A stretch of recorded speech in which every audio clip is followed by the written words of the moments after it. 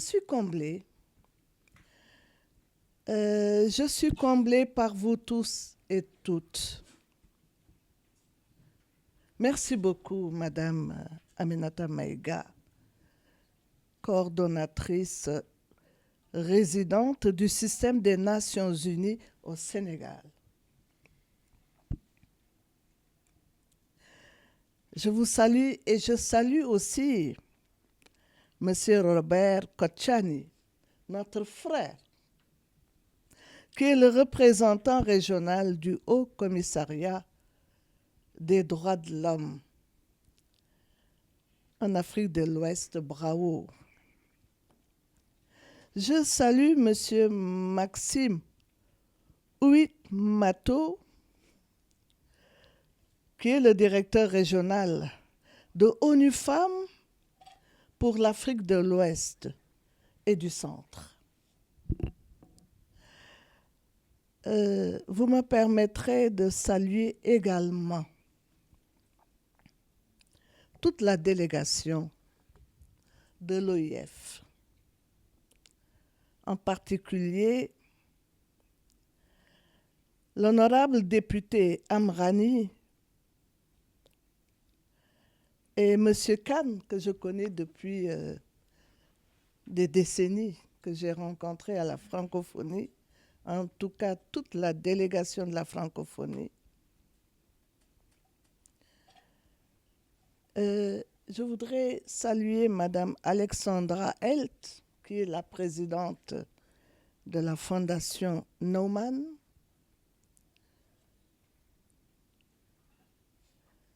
Saluer une personne qui nous est très précieuse. Un professionnel, un juriste dans l'âme, un droit de l'homiste qui est à la tête de la direction générale des élections. Je veux nommer M. Biran Sen. Merci beaucoup pour votre présence. Je sais que vous êtes surchargé, mais vous avez tenu à honorer notre invitation. Je voudrais saluer aussi notre frère Alioune Tine, lui aussi droit de l'homiste dans le sang, je le lui dis toujours, et qui ne ménage aucun effort pour que les droits humains soient respectés au Sénégal et partout ailleurs. Il y a d'autres membres de la société civile qui sont présents dans cette salle. Je note M. Alassane Seck, de la Ligue sénégalaise des droits de l'homme.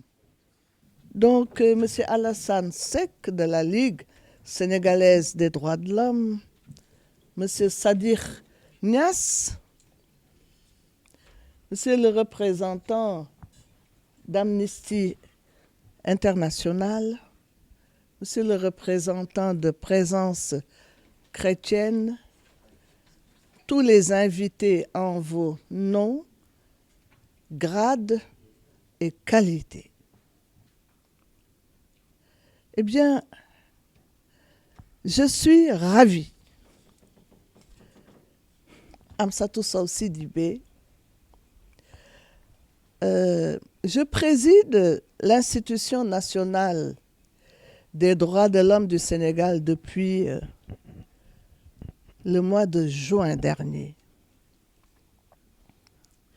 Eh bien, cette institution nationale qui s'appelait jadis Comité sénégalais des droits de l'homme est devenue Commission nationale des droits de l'homme à la faveur de la dernière réforme, avec la loi de septembre 2024. C'est un soulagement.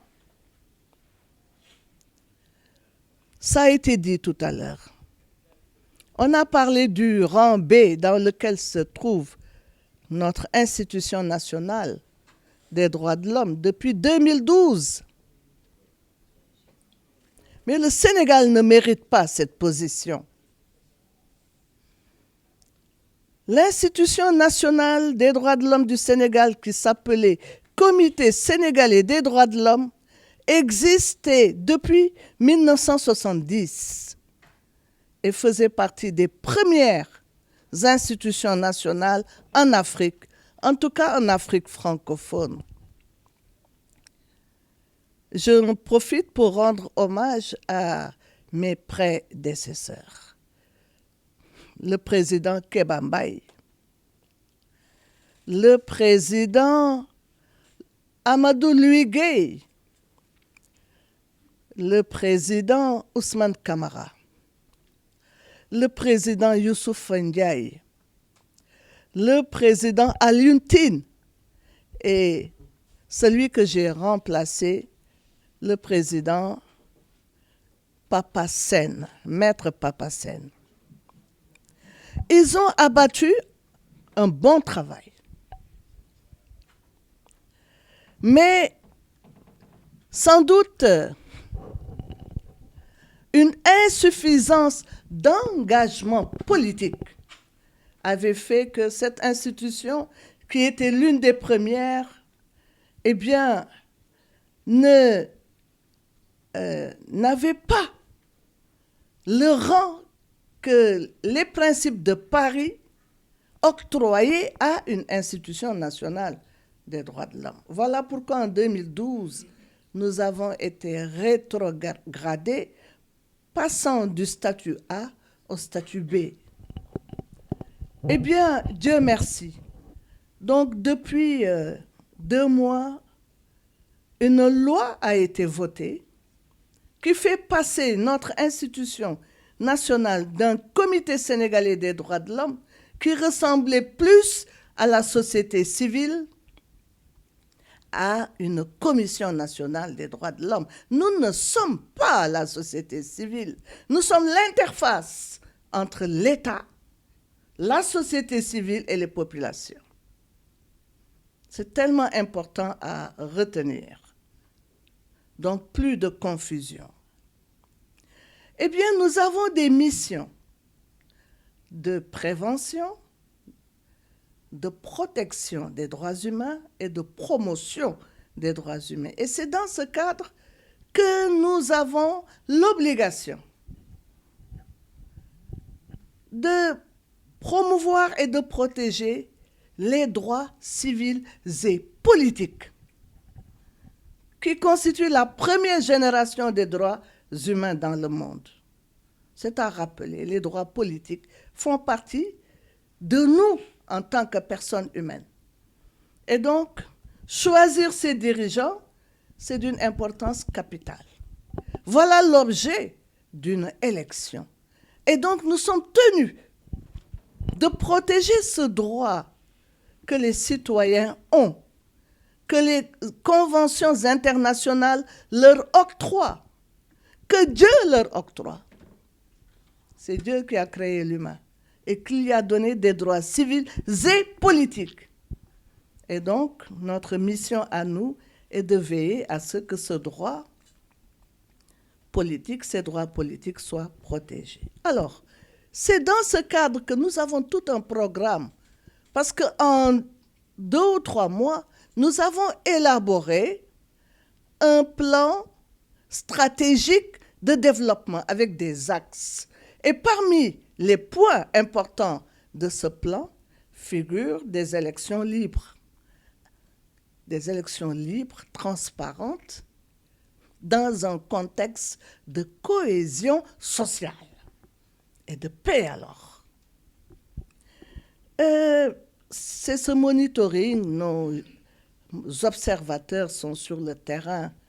Vous avez eu connaissance des remarques qui ont été faites, des conclusions tirées au moins jusqu'en fin de matinée.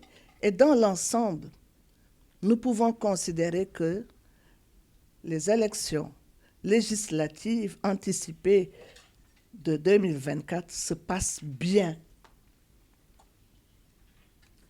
Jusqu'ici, ce sont des élections qui se passent bien.